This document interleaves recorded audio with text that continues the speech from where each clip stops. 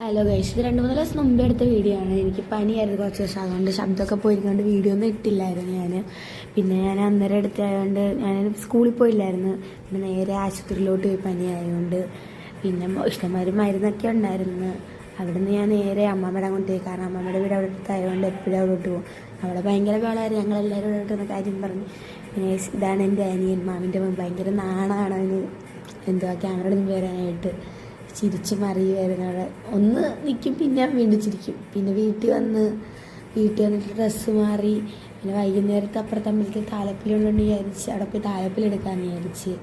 അന്നേരം താണ്ട് ഈ ഒരു സ്റ്റുഡിയോന്നെടുത്ത് ഈ ഒരു പാൻറ്റും പിന്നെ സ്റ്റിച്ച് ചെയ്തെടുത്ത ഈ ഒരു ടോപ്പും പക്ഷേ ബ്ലൗസും ഇട്ട് ഇത് രണ്ടും കൂടെയാണ് ഇടുന്നത്.